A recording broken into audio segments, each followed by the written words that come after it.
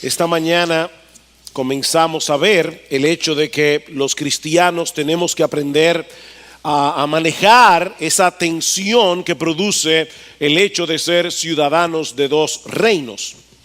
Por un lado, la Biblia nos enseña que nuestra ciudadanía está en los cielos, de donde también esperamos al Señor Jesucristo, Filipenses capítulo 3, versículo 20.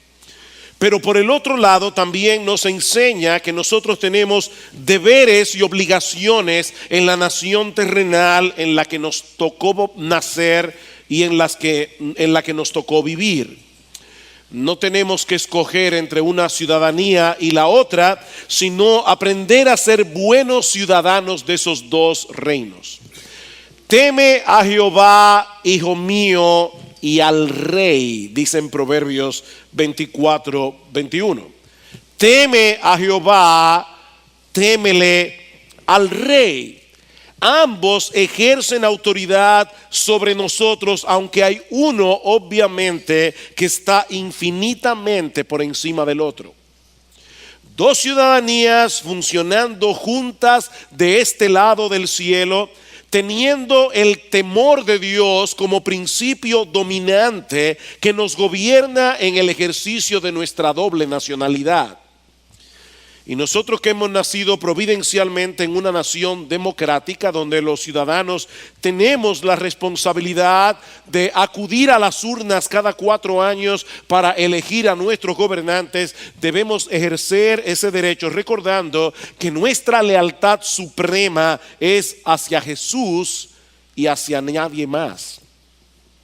Aunque la Biblia no es un tratado de filosofía política, aún así, en la Biblia nosotros encontramos el marco de referencia autoritativo que necesitamos como cristianos para abordar cualquier tema, mis hermanos, cualquier tema que sea relevante para nuestra vida aquí y ahora, incluyendo nuestra perspectiva del Estado, de los gobernantes humanos y del proceso electoral.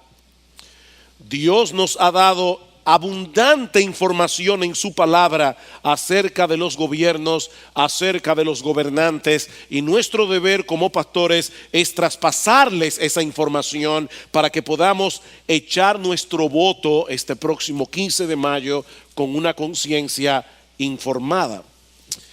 Por el otro lado, mis hermanos, y yo no quiero ser iluso, pero no dejo de tener la esperanza de que este mensaje llegue a oídos de algunos de nuestros candidatos, para que sepan lo que Dios espera de ellos en el oficio que han sido llamados a desempeñar si son elegidos por el voto popular de acuerdo a la voluntad soberana de Dios. Esto teológicamente es el dilema, ¿verdad?, que nosotros enfrentamos todo el tiempo: la soberanía de Dios y la responsabilidad humana. Por eso decimos, el cargo que ellos sean llamados a desempeñar, si son elegidos por el voto popular de acuerdo a la soberana voluntad de Dios. Bien, lo que vamos a hacer en esta tarde es muy sencillo. En primer lugar, quisiera que viéramos el perfil que Dios nos da de un gobernante en su palabra, para luego considerar algunas directrices generales que yo espero que sean de ayuda a la hora de decidir por cuál candidato votar de los que están aspirando a cualquiera de los cargos que estaremos eligiendo este próximo 15 de mayo. Ahora, yo debo recordar, como lo hemos hecho otras veces que hemos tocado este tema, que hay una diferencia fundamental entre un perfil y una fotografía. La fotografía es una imagen que corresponde perfectamente a la persona que fue fotografiada. El perfil nos presenta los contornos de esa imagen. ¿Qué es lo que quiero decir con esto?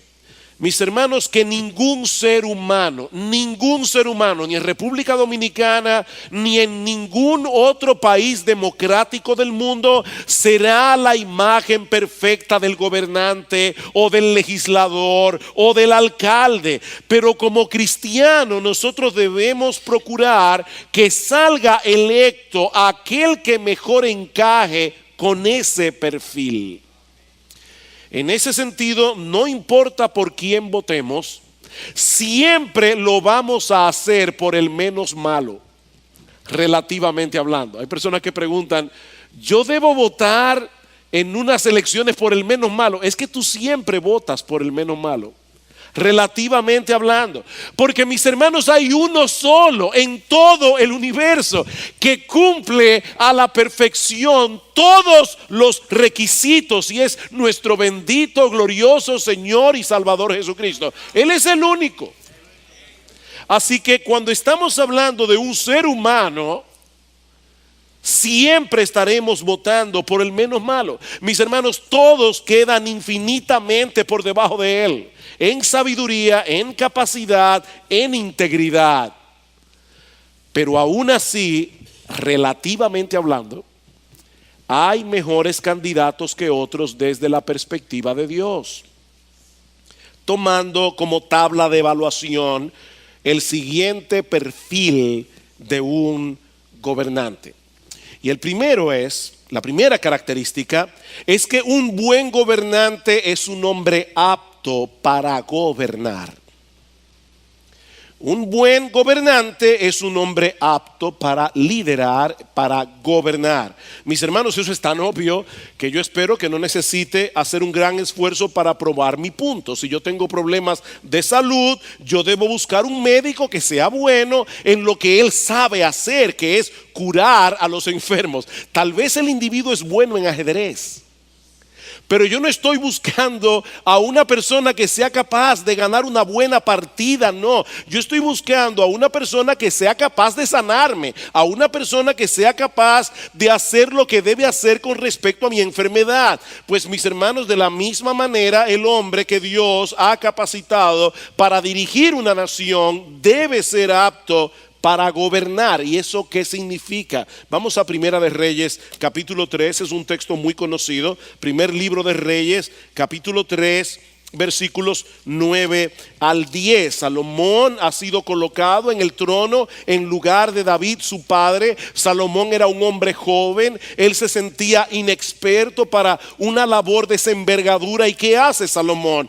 Versículo 9, él le ora a Dios y le dice en el versículo 9 del capítulo 3: da pues a tu siervo un corazón con entendimiento para juzgar a tu pueblo y para discernir entre el bien y el mal. Pues ¿quién será capaz de juzgar a este pueblo tuyo tan grande? Y fue del agrado a los ojos del Señor que Salomón pidiera esto. Salomón estaba consciente de que para hacer bien su labor él necesitaba entendimiento, y esa palabra transmite la idea de un hombre que escucha con atención, con interés, pero también necesita discernimiento, es decir, la capacidad de distinguir entre lo bueno y lo malo para tomar buenas decisiones.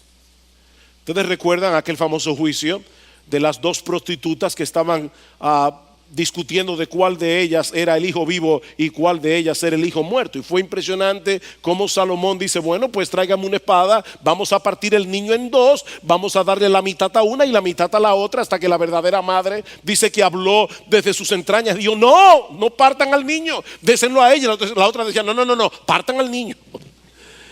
Y Salomón inmediatamente dijo: denle el hijo a esta es la madre. Mis hermanos, Salomón sabía que esa sabiduría viene de Dios y por eso la pidió en oración, y el Señor se la concedió. Ahora, el punto es que Dios en su misericordia puede proveer de aptitud incluso a hombres incrédulos, a hombres inconversos, para beneficio de todo el pueblo, aunque ellos mismos no reconozcan que esa capacidad viene de Dios. Tal parece que Solón, un personaje de la historia, fue un hombre sabio a pesar de que era un hombre pagano. Y cuando José interpretó el sueño de Faraón de las 7 vacas flacas y las 7 vacas gordas, ¿cuál fue la recomendación de José? Busquen a un hombre prudente y sabio para ponerlo sobre la tierra de Egipto. Génesis capítulo 41, versículo 33. Busquen un individuo con visión. Busquen una persona que tenga la capacidad de diagnosticar el problema y de buscar la solución apropiada. Nosotros sabemos ahora que José, fue escogido por Faraón. Pero tal parece que José veía la posibilidad, por el consejo que le dio al faraón, de que él veía la posibilidad de que hubiera un hombre así en la corte de Egipto, a pesar de que eran paganos. Y era un hombre con esas características lo que Egipto necesitaba: un varón sabio y prudente. Mis hermanos, el gobernante debe saber gobernar. Debe ser un hombre entendido. Decía Lyndon Johnson, el expresidente norteamericano, la tarea más difícil de un presidente no es hacer lo recto. La tarea más difícil es saber qué es lo recto. Eso es lo más difícil. Salomón comprendió la necesidad que él tenía de esa sabiduría para poder gobernar y la buscó en el lugar correcto. Él se la pidió a Dios en oración. Y mis hermanos, nosotros como cristianos debemos anhelar que nuestros gobernantes exhiban esa clase de dependencia en Dios, que de corazón le pidan en oración que se les conceda la sabiduría que ellos necesitan para la labor tan delicada que desempeñan. Ahora, ¿cómo es posible que muchos de ellos no hagan eso? Porque ellos no confían en Dios, porque ellos no dependen de Dios. Nosotros tenemos que orar por ellos. Nosotros tenemos que hacer a favor de ellos lo que ellos no van a hacer por sí mismos. Nosotros tenemos que orar a Dios que nos provea hombres así, y debemos orar que Dios los capacite para que ellos puedan llevar a cabo la labor que tienen por delante. En segundo lugar, un buen gobernante es un hombre comprometido con la justicia. Un buen gobernante es un hombre comprometido con la justicia. Como nosotros decíamos esta mañana, una de las funciones clave del gobierno es proteger a los gobernados contra todo aquello que perjudique sus legítimos intereses. Y mis hermanos, son tantos los textos bíblicos que podemos buscar que no terminaríamos hoy. Hablando de la elección de los jueces en Israel, en Éxodo 18:21, Yetro le recomienda a Moisés que escoja entre todo el pueblo varones de virtud, temerosos de Dios, varones de verdad que aborrezcan la avaricia. Deuteronomio 16, 18 al 20, jueces y oficiales pondrás en todas tus ciudades que Jehová tu Dios te dará en tus tribus, los cuales juzgarán al pueblo con justo juicio. Y a ver, escuchen lo que se les dice a estos jueces: no tuerzas el derecho, no hagas acepción de personas, no tomes soborno, porque el soborno ciega los ojos de los sabios, pervierte las palabras de los justos. La justicia seguirás para que vivas y heredes la tierra que Jehová tu Dios te da. En el libro de Proverbios encontramos varios textos que hablan exactamente de lo mismo. Los que están en autoridad deben administrar la justicia con equidad. Y no deja de ser interesante el hecho de que en el Nuevo Testamento Pablo menciona exactamente lo mismo, a pesar de que ellos estaban bajo el dominio de un gobierno pagano, como vimos esta mañana. ¿Qué dice Pablo en Romanos 13? Porque los magistrados no están para infundir temor al que hace el bien, sino al malo. ¿Quieres pues no temer la autoridad? Haz lo bueno y tendrás alabanza de ella, porque es servidor de Dios para tu bien. Mis hermanos, eso dice Pablo en el Nuevo Testamento, sabiendo que la iglesia de Cristo iba a estar diseminada por el mundo en muchas naciones. Y dice: los gobernantes, el magistrado es un servidor de Dios, es un diácono de Dios para hacer lo que Dios quiere que él haga. Así que, hermanos, si hay algo con lo que debe estar comprometido un gobernante, es con la justicia.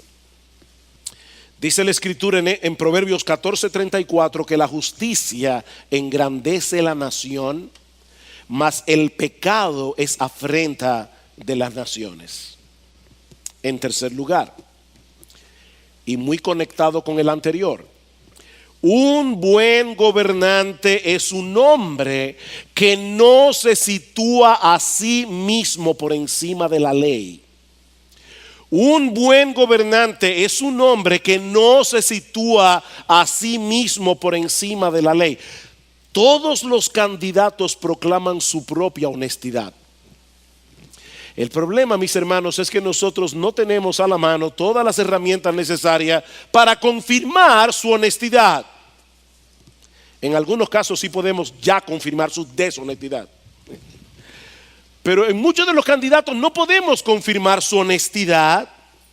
Y mis hermanos, aún en el caso de que algunos de ellos en el presente posean esa virtud, nosotros sabemos que todo el mundo es susceptible de corromperse al alcanzar una posición de preeminencia. ¿Cuál es la solución? Un sistema de gobierno donde el poder judicial actúe independiente y equitativamente, donde aún los gobernantes puedan ser llamados a responder por sus actos. Pensemos en el caso del rey Acab. Todos sabemos cómo Jezabel urdió una trama para quitarle a Nabot su viña, y Acab, el rey, estuvo de acuerdo con su mujer. En este caso nadie le puso la mano a Acab, pero Dios sí juzgó el hecho. Porque Acab no estaba por encima de la justicia. Mis hermanos, ningún ser humano puede estar por encima de la ley. Ni los líderes civiles, ni los religiosos. Cuando Pablo estaba delante de Festo, en Hechos capítulo 25, versículo 11, Pablo le dijo claramente: si yo he hecho algo digno de muerte, yo no rehúso morir. Pablo tampoco estaba por encima de la ley. En cuarto y último lugar, recuerden que esto es un perfil. Un buen gobernante se rodea de hombres íntegros y competentes. Un buen gobernante se rodea de hombres íntegros y competentes. Los hombres de los que se rodea un gobernante posee una importancia capital, porque, mis hermanos, ningún hombre puede gobernar solo. Y es por eso que la Biblia enfatiza la necesidad de que los gobernantes se rodeen de hombres íntegros, de hombres competentes. Proverbios capítulo 25, versículo 5: aparta al impío de la presencia del rey, y su trono se afirmará en justicia. Y no solo debe apartarse de hombres impíos, sino también de hombres necios e insensatos. Y ahí tenemos el ejemplo de Roboam, el hijo de Salomón. Se rodeó de jóvenes inmaduros, de hombres insensatos, y con su insensatez Roboam dividió el reino de Israel entre el norte y el sur. He aquí, mis hermanos, en una forma muy breve, muy resumida, el perfil de un buen gobernante. Bien, lo que yo quiero hacer ahora, en los minutos que nos restan, es compartir en una forma muy simple algunas directrices que puedan ser de ayuda a la hora de ejercer nuestro derecho al voto este próximo 15 de mayo. Algunos de estos principios, la mayoría, fueron adaptados de un artículo que alguien me envió esta semana por correo, y que fue de gran ayuda para mí al tratar de poner mi propia mente en perspectiva con respecto a este asunto. Y no es mi intención ser original, mi intención es ser fiel a las Escrituras y poder serles de ayuda. Algunas directrices para ejercer nuestro derecho al voto este próximo 15 de mayo. En primer lugar, mi hermano, que la palabra de Dios sea tu guía primaria a la hora de votar. Yo sé que eso puede sonar muy obvio, pero no por ser obvio quiere decir que todos estemos obedeciendo ese principio. Mi hermano, que la palabra de Dios sea tu guía primaria a la hora de votar. Dice el salmista en el Salmo 119, 105, lámpara es a mis pies tu palabra y lumbrera a mi camino. Tanto en la mañana de hoy como en este mismo mensaje hemos estado compartiendo información bíblica que puede ayudarnos a seleccionar un candidato en vez del otro. Bueno, hermanos, lo que estamos diciendo es que a la hora de votar debemos hacerlo con una conciencia informada por el contenido de las Escrituras y no simplemente por preferencias partidistas. Mire que yo toda la vida he sido ¿cómo se llama? Simpatizante de ese partido. Toda mi familia es del partido tal o del partido. ¿Qué diría mi abuelo? Mi hermano, a la hora de votar, olvídate de eso. Dios es Dios. Y Él nos ha revelado su mente en su palabra. Y lo que estamos diciendo es que debe ser la mente de Dios revelada en su palabra la que nos guíe. Ese debe ser nuestro punto de referencia a la hora de tomar cualquier decisión en nuestras vidas, incluyendo los candidatos que vamos a apoyar con nuestro voto este próximo 15 de mayo. Segunda directriz: ora por sabiduría antes de votar. Ora por sabiduría antes de votar. Dice en Proverbios capítulo 3, fíate de Jehová de todo tu corazón, no te apoyes en tu propia prudencia, reconócelo en todos tus caminos y Él enderezará tus veredas. No seas sabio en tu propia opinión. Y mis hermanos, una de las formas como mostramos que estamos confiando en el Señor en vez de apoyarnos en nuestro propio entendimiento es que oremos a Él que nos conceda sabiduría para tomar buenas decisiones. Queridos hermanos, necesitamos orar. Déjenme decir esto otra vez subrayado. Mis hermanos, en esta coyuntura histórica como nación, necesitamos orar con un sentido de urgencia. Necesitamos pedir a nuestro Dios que tenga misericordia de nosotros, como orábamos al principio, que Él no nos conceda el gobernante y los legisladores que nosotros merecemos, sino los que harán el mejor papel por el bien colectivo de nuestra nación si llegan a ser elegidos. Debemos orar por aquellos que salgan electos para que el Señor incline sus corazones hacia lo mejor y no hacia lo peor. Pablo dice a Timoteo en su primera carta: exhorto ante todo a que se hagan rogativas, oraciones, peticiones y acciones de gracias por todos los hombres, por los reyes y por todos los que están en eminencia. De paso, noten, hermanos, que Pablo dice también acciones de gracias. Nosotros somos muy críticos con el gobierno, nosotros somos muy críticos con los legisladores, y hay a veces que pegan, hay veces que hacen lo correcto, hay veces que hacen lo que es lo mejor, por la misericordia del Señor. También tenemos que dar gracias por eso. Pablo dice por los reyes y por todos los que están en eminencia, para que vivamos quieta y reposadamente en toda piedad y honestidad. Debemos orar por nosotros mismos a la hora de votar, pero debemos orar por los que salgan electos en las próximas elecciones y seguir orando por ellos durante los 4 años. Ellos necesitan sabiduría, ellos necesitan discernimiento, y eso es algo que solo Dios les puede dar, aunque muchos de ellos no lo sepan.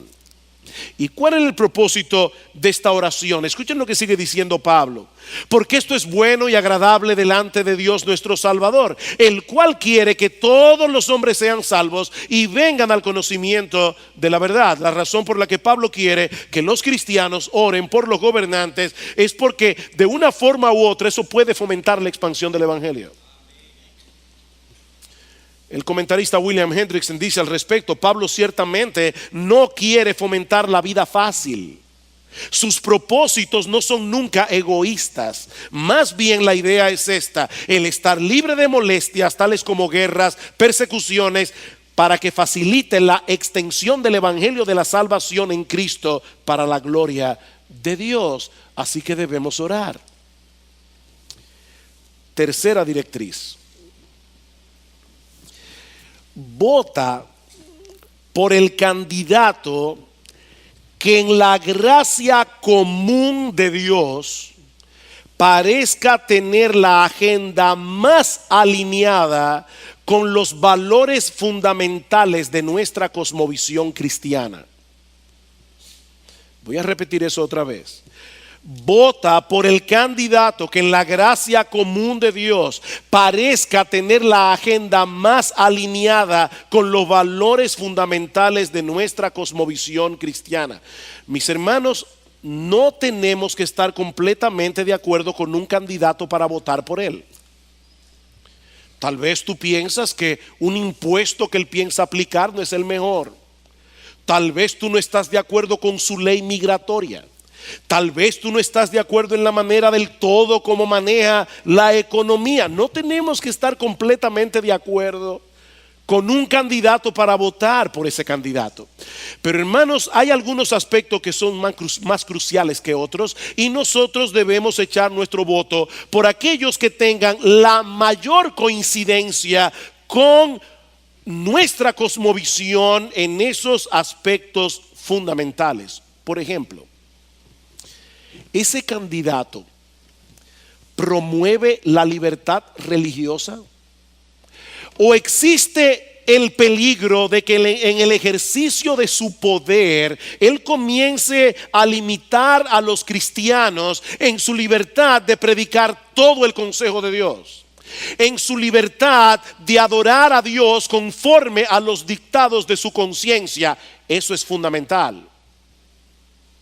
Otra pregunta: ¿está en la agenda de ese candidato proteger la vida desde la concepción hasta la tumba? ¿O será un promotor del aborto cuando llegue al poder y en el día de mañana tal vez un promotor de la eutanasia? Eso no es algo periférico, eso es algo fundamental. ¿Y qué con respecto al matrimonio? ¿Respetará ese candidato la definición bíblica del matrimonio como la unión de un hombre y una mujer? ¿O tratará de echar por tierra la palabra de Dios para darle lugar a otros tipos de uniones que terminarán destruyendo el concepto de familia y consecuentemente contribuyendo a un mayor deterioro de nuestra sociedad? En estos días leí cómo en Brasil ya se celebró el primer matrimonio de 3 mujeres entre sí. Mis hermanos, yo no sé a dónde vamos a llegar. En estos días he estado recordando una y otra vez el título de aquella famosa película que yo vi cuando era un niño: El mundo está loco, loco, loco. Ahora, una cosa es lo que hacen las personas y cómo viven. Otra cosa es lo que los legisladores legislan. La incidencia de esas cosas destruyen una nación.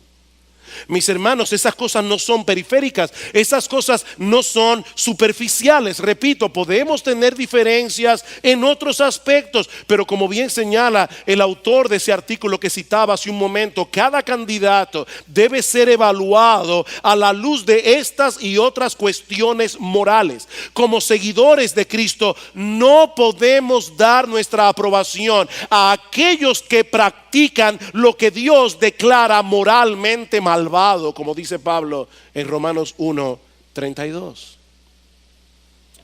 Así que, mi hermano, a la hora de votar, echa tu voto por el candidato que en la gracia común de Dios parezca tener la agenda más alineada con los valores fundamentales de nuestra cosmovisión cristiana.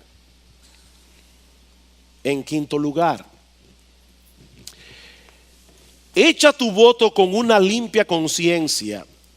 Si has considerado este asunto en oración, con las escrituras en las manos, aunque hayan algunas cosas en el candidato que te causen dudas.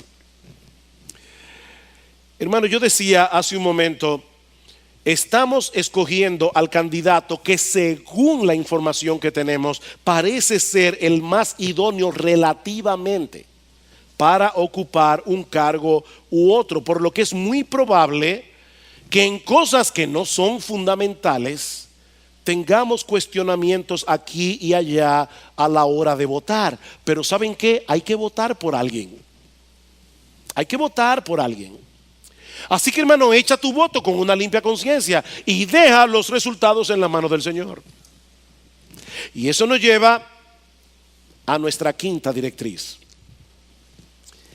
Vota confiando plenamente en la soberanía de Dios. Vota confiando plenamente en la soberanía de Dios. Mis hermanos, debemos votar. Pero a final de cuentas es Dios quien pone reyes y quita reyes, como dice el libro de Daniel. Nosotros que vivimos en un país democrático, escuchen esto porque esto es muy sutil, pero nosotros que vivimos en un país democrático somos instrumentos en sus manos para llevar a cabo sus propósitos soberanos. O sea, el candidato no saldrá electo si el pueblo no vota por él. Así que debemos votar. Pero Dios es soberano. Sí, porque el Dios soberano eligió los medios a través de los cuales Él va a llevar a cabo su plan. Y en un país democrático el medio que Él usa son los votos. Entonces, ¿qué debemos hacer? Estamos ante el mismo dilema de la oración. ¿Debemos orar? Sí, debemos orar. Dios llevará a cabo sus propósitos, sí, Él llevará a cabo sus propósitos. Entonces, ¿para qué oramos? Porque nuestras oraciones son parte del medio que Él usa para llevar a cabo sus propósitos. Pastor, yo no lo entiendo. Bienvenido al club, yo tampoco. Pero el punto es que nosotros tenemos que obedecer a Dios. Aunque yo no lo entienda, hay aspectos misteriosos que yo no puedo desentrañar de este lado del cielo. Tal vez lo entendamos cuando lleguemos al otro lado y tengamos cuerpos glorificados. Pero Dios usa medios para llevar a cabo sus propósitos. Y el medio que Él usa en un país democrático es el voto. Entonces, ¿qué debemos hacer? Debemos votar con la disposición a confiar plenamente en que gane quien gane, Él llevará a cabo sus propósitos eternos para su gloria y para el bien de su pueblo. Gane quien gane. Hermanos, debemos estar atentos a este proceso electoral. Debemos tomar en serio este proceso electoral, pero no tenemos que estar en pánico por este proceso electoral. Son dos cosas diferentes. No podemos tomar a la ligera lo que está pasando en nuestro país actualmente. No podemos tomarlo a la ligera. Pero al mismo tiempo, hermanos, Dios sigue siendo Dios. Dios sigue sentado en su trono. Que el evangelio prospere no depende de quién gane las próximas elecciones. Eso depende de la promesa de Jesús. Entonces tenemos que ser responsables, tenemos que hacer lo que tenemos que hacer. Pero hermano, aquieta tu alma, aquieta tu corazón, descansa, mi hermano, en que Dios sigue sentado en su trono. Y ni la ONU, ni la OEA, ni ningún otro organismo internacional va a cambiar esa realidad. Dios sigue siendo Dios.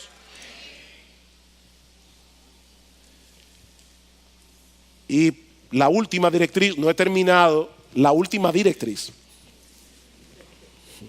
No, porque lo peor que le puede pasar a un predicador es dar la impresión de que está aterrizando y volver a levantar el avión. Yo no estoy aterrizando. Pero la última directriz es esta. Si algunos de los candidatos que son elegidos son los más inmorales, y eso puede pasar, recuerda que Dios en su sabiduría puede usar líderes corruptos para llevar a cabo sus planes.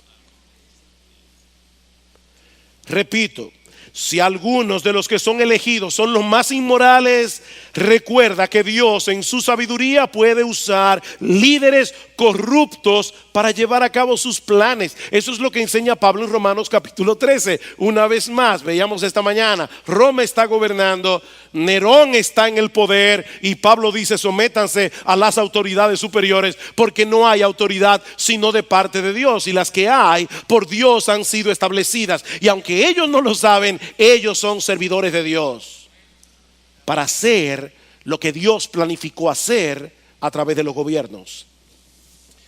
Eso no quiere decir, mis amados hermanos, que tenemos permiso para votar por los peores candidatos. Ya dimos una directriz anteriormente con respecto a eso. Lo que eso quiere decir, y esto es importante, es que nuestra esperanza no está puesta en ningún hombre. Nuestra esperanza no está puesta en que gane este en lugar de aquel otro. Nuestra esperanza está puesta únicamente en nuestro Padre Celestial, que sabe sacar bienes de males. Los hermanos de José pecaron contra José cuando lo vendieron a Egipto. Pero ¿qué dice José en el Génesis capítulo 45, versículo 8? Dice: ustedes pensaron mal contra mí, pero Dios lo encaminó a bien. Ustedes actuaron pecaminosamente, pero Dios es tan sabio, Dios es tan impresionante, que Dios usó vuestro pecado para preservar la vida de mucho pueblo, trayéndome aquí. Nosotros no sabemos cuáles son los planes de Dios. Así que, mis hermanos, gane quien gane. Gane quien gane, nuestro Dios seguirá haciendo que todas las cosas obren para el bien de aquellos que le aman. Romanos 8:28. Gane quien gane. Y recuerden, mis hermanos, que ese bien no es otro que conformarnos a la imagen de su Hijo. Romanos 8:29. A los que antes conoció, a esos predestinó para que fuesen hechos conformes a la imagen de su Hijo. Eso quiere decir, mi amado hermano, mi amada hermana, que gane quien gane, Él lo usará para que sigamos avanzando en nuestro proceso de santificación de un modo o de otro. Gane quien gane. Hay varias aplicaciones prácticas que yo quiero dejar en vuestras mentes. Mis hermanos, en primer lugar, debemos tener una expectativa realista de la labor que desempeñarán los candidatos que sean electos este próximo 15 de mayo. Eso quiere decir que no debemos ser fatalistas, pero tampoco debemos ser ilusos. Los fatalistas son aquellos que dicen: a mí no me preocupa en absoluto quién gane las próximas elecciones, porque gane quien gane, todo va a seguir igual y Dios es soberano. Suena muy espiritual.